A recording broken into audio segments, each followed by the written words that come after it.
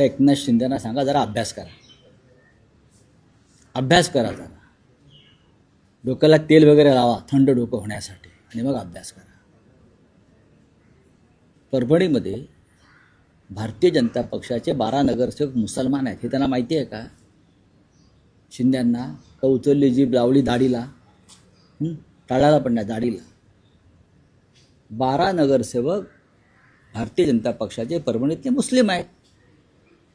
इतर ठिकाणी सुद्धा असंख्य मुस्लिम नगरसेवक आहेत.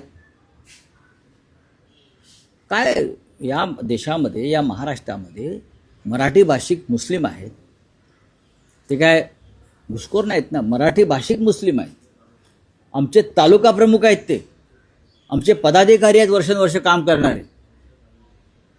मग मुसलमान म्हणून कार्यकर्त्याला दूर ठेवणार तुम्ही? तुमच्यासारख्या गद्दारांपेक्षा तो निष्ठावान मुसलमान परवडला.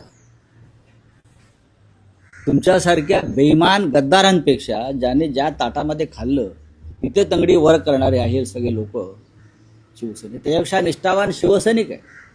परभणीचा जो मेयर झाला, तालुका प्रमुख आहे आमचा, अनेक वर्ष पक्षाचं काम करतोय, झिजतोय, पक्षाबरोबर राहिला, अशा निष्ठावान शिवसैनिकाला जर परभणीत महापौर केला तर गद्दारांच्या पोटात दुखणारच. तुम्ही का मुसलमानांना तिकडे दिले नाहीत का? दिलीत ना, भाजपने दिले नाहीत का? दिले ना सर्वत्र. या देशाचे सर्वोच्च न्यायालयाचे न्यायाधीश मुसलमान होतात, सरन्यायाधीश. मुंबई हायकोर्टामध्ये मुख्य न्यायाधीश मुस्लिम होतात. तुमचे राज्यपाल मुस्लिम आहेत, उत्तर प्रदेशचे व बिहारचे. या देशाचे राष्ट्रपती वारंवार मुस्लिम झालेले आहेत. भारतीय जनता पक्षाने डॉक्टर अब्दुल कलामना केलेला आहे. काय तुम्ही आम्हाला सांगताय? तुम्हाला काय माहिती आहे एकनाथ शिंदेना? त्या अक्षर शत्रू आहेत ते. अक्षर शत्रू हा शब्दाचा अर्थ समजून घ्या.